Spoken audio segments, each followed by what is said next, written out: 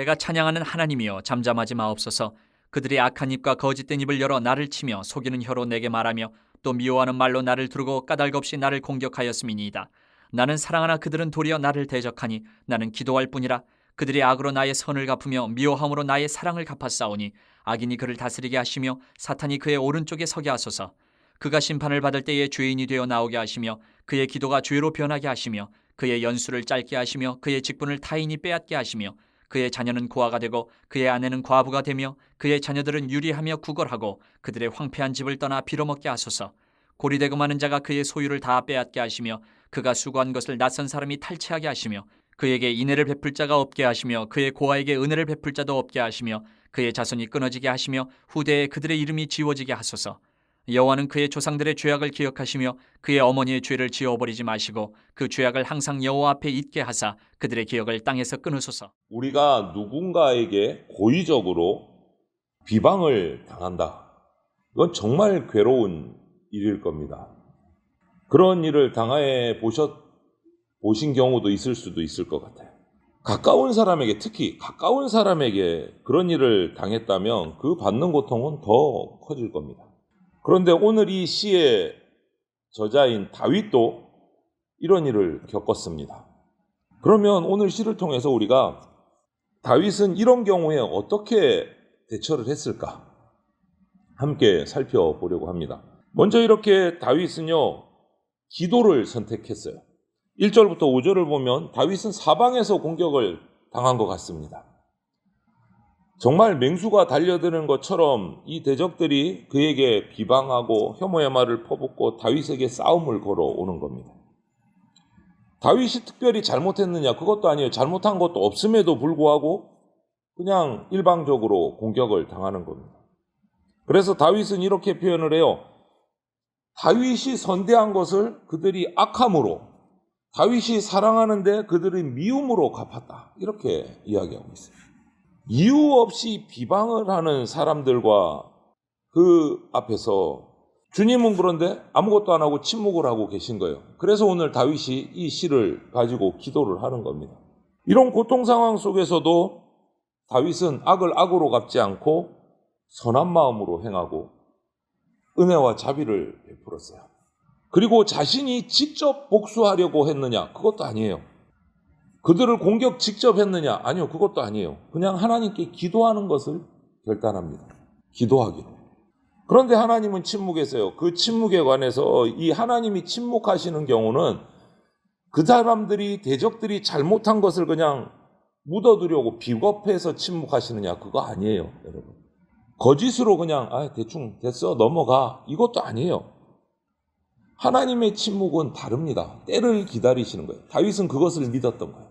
그래서 직접 복수하려고 하지도 않고 직접 공격하려 하지도 않고 하나님 앞에 기도하는 거예요. 인생에서 우리가 정말 절망을 만났다. 그런데 주님이 침묵하고 계신다. 이거는 우리는 한 단계 더 내다봐야 됩니다. 이 어두움의 침묵이 지나가면 아침이 온다. 주님의 침묵은 바로 그런 거예요. 때를 정하시고 기다리시는 침묵인 거예요. 그래서 더 큰 사랑인 거예요. 우리도 다윗 같은 이런 정말 무고한 고난을 당할 수도 있습니다. 그럴 때 우리는 조심해야 할 것이 내 힘으로 복수하겠다, 내 힘으로 이 문제를 해결하겠다, 내가 가만히 두나 봐라, 이래서는 안 된다. 오늘 다윗을 보면 문제를 하나님께 맡겨야 돼요. 하나님께 문제는 다 맡기고 우리는 기도의 자리로 나가야 돼요. 그때 하나님께서 일하십니다. 우리가 생각하지도 못한 가장 좋은 방법으로 문제를 해결해 주시고 우리의 기도에 응답해 주십니다.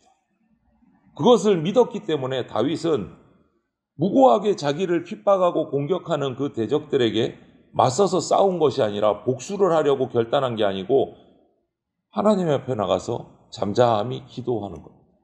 그 기도를 보면 6절부터 12절에서는 악한 자를 심판해달라고 기도를 해요. 다윗은 악한 자를 심판해달라. 자기가 심판하는 게 아니에요. 우리는 심판할 능력도 아니고 권리도 없는 존재가 우리 인간이에요. 인간이 죄인이 죄인을 심판 못하죠. 나도 죄인인데.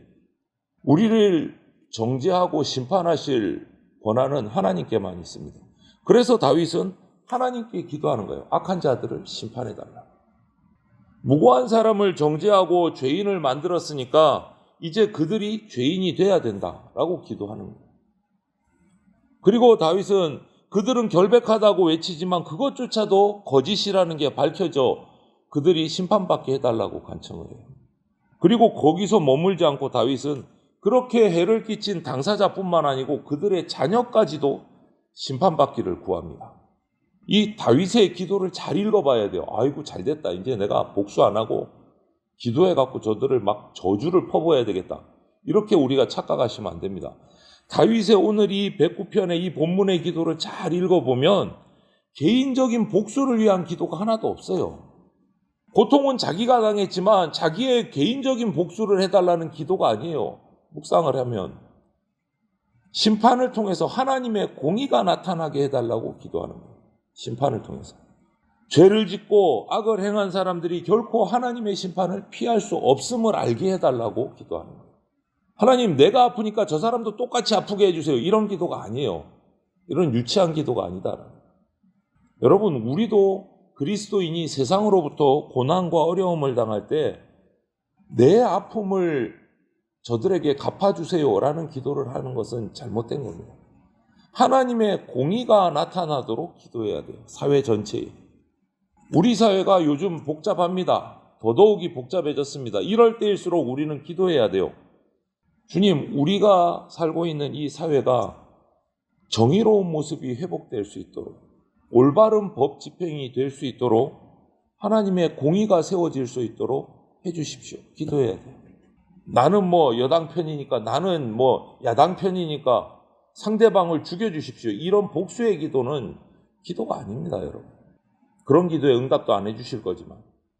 하나님은 사랑과 자비로 죄를 용서해 주시는 분이십니다. 그와 더불어 동시에 성과 악에 대해서는 그 행위대로 판단하시고 갚아주시는 분이세요. 그것을 기도해야 돼요. 그래서 우리는 그런 하나님의 공의로우심을 확신하면서 세상의 핍박 속에서도 인내하고 하나님의 때를 기다리면서 기도해야 돼요. 우리가 직접 정죄하고 우리가 나서서 복수하겠다. 이런 것은 잘못된 겁니다. 성경적이지 않습니다. 어떤 상황에서도 하나님께만 믿음으로 나가야 돼요. 오늘 그 기도의 내용을 좀 더 자세히 살펴보면 13절부터 15절을 보면 다윗은 기도하면서 악한 자를 향해서 하나님의 심판을 기도하면서 그 악한 자의 구사가 끊어지기를 기도해요. 이건 역시도 마찬가지예요. 악한 자의 그 악함의 결과가 자손들에게 이어져서 죄가 이어져 가는 것을 막아달라는 기도예요. 이 당시 이스라엘에서는요, 구사가 끊어져서 가문이 사라지는 것은 정말 불행이고 저주라고 생각을 하고 있었어요. 구사가 끊어져서 그 가문이 끊어진다는 것. 그래서 그 죄지은 자의 후사를 끊어달라고 기도해요. 그 가문이 딱 정지되도록. 정말 차마 입에 담기 힘든 저주이지만 이거 역시도 기도입니다. 왜 이런 기도를 할 수 있었을까?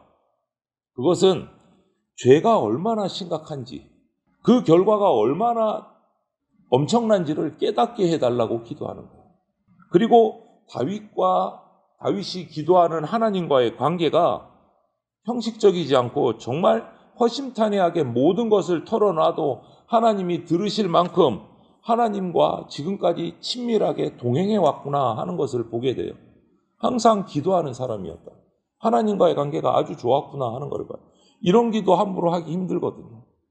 그래서 이런 오늘 109편 본문에 다윗이 이런 기도한 것을 보면 서두에서 말씀드렸듯이 개인적으로 악인에게 복수해달라는 것이 아니라 사회적으로 하나님의 정의가 바로 서서 죄지은 자는 벌받고 그 죄가 끊어지고 대를 잇지 않고 그렇게 되기를 기도하는 거예요. 개인적인 복수의 기도가 아니다는 거예요. 오히려 4절 5절을 보면 사랑이 많은 사람이었습니다. 다윗은 복수를 바라는 사람이 아니었어요. 그리고 5절을 보면 대적들이 그렇게 자기에게 이유 없이 공격을 해와도 묵묵히 기도만 하는 사람이었어요. 자기에 대한 공격에는 반응을 하지 않던 사람이었어요.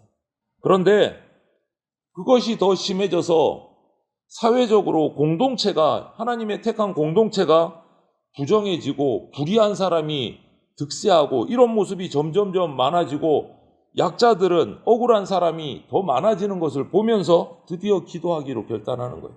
하나님의 공의가 이 사회 가운데 나타나게 해주십시오. 죄가 끊어지고 죄인들은 반드시 심판받고 그 죄가 대물림되지 않게 해주십시오. 그렇게 기도하는 거예요. 그리고 다윗은 악한 자의 이 죄악이 사라지지 않고 항상 하나님 앞에서 기억되게 해달라고 기도를 해요. 그래야 하나님이 악을 심판하시고 심판을 통해서 하나님의 공의와 정의가 평화가 그 공동체 가운데 찾아올 수 있기 때문에 기도하는 거예요. 여러분, 다윗 때만 그럴까요? 오늘날 살아가고 있는 우리 사회도 마찬가지입니다. 죄악이 가득합니다. 우리는 하나님이 이 죄악들을 이 사회에서 제거해 주시고 악인들이 죄에서 돌이키고 그 죄들이 끊어지도록 끊임없이 기도해야 됩니다. 죄인이 죄인을 복수하고 죄인이 죄인을 심판하고 이런 참 악순환이 끊어지도록 하나님의 공의가 세워지도록 기도해야 돼요. 그리스도인이 세상에서 죄인이 득세할수록 우리는 더 공격을 받을 수밖에 없어요. 그리스도인은. 그때 세상의 방법으로 똑같이 악한 방법으로 대처해서는 안 됩니다. 오늘 다윗을 보면 알죠. 우리는 성도예요. 그들의 방법으로 반격할 수가 없어요.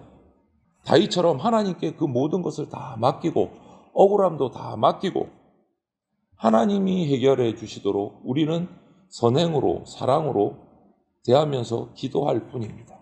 기억하십시오. 심판, 비방, 정죄 우리가 할 수 있는 몫이 아닙니다. 우리가 하는 거 아닙니다. 우리가 할 수 있는 것은 내가 주님께 받은 사랑, 내가 주님께 받은 축복, 우리가 할 수 있는 최고의 축복이 뭡니까? 하나님 앞에 기도할 수 있는 것. 이것이 우리가 할 수 있는 거예요. 사랑과 축복과 기도밖에 없어요. 심판, 정죄는 하나님의 권한에 있습니다. 하나님께 맡겨야 돼요. 그래서 다윗은 그대로 하는 거예요. 그대로 그들을 사랑하면서 그들을 축복하면서 하나님 앞에 기도하는 거예요. 이런 다윗의 지혜로운 모습을 우리가 보면서 지금 당장은 바보 같은 모습이고 지금 당장은 어리석은 것 같고 그래가지고 뭐가 살아남겠나 하지만 다윗은 모든 것을 다 이겨냈습니다. 아니요, 다윗이 이겨낸 게 아니고 하나님이 이겨내게 해 주셨습니다. 저와 여러분 그리고 우리 교회가 오늘 이 시간 기도하실 때 이렇게 기도하면 좋겠어요. 하나님, 제가 우리 성도들이 우리 교회가 한국교회가 참고 기다릴 때와 호소하고 변화를 시도할 때를 분별할 수 있는 능력을 주시옵소서. 이렇게 해달라고 오늘 이 시간 우리가 함께 기도하는 시간이 되시기를 주님의 이름으로 소망을 드립니다. 아멘.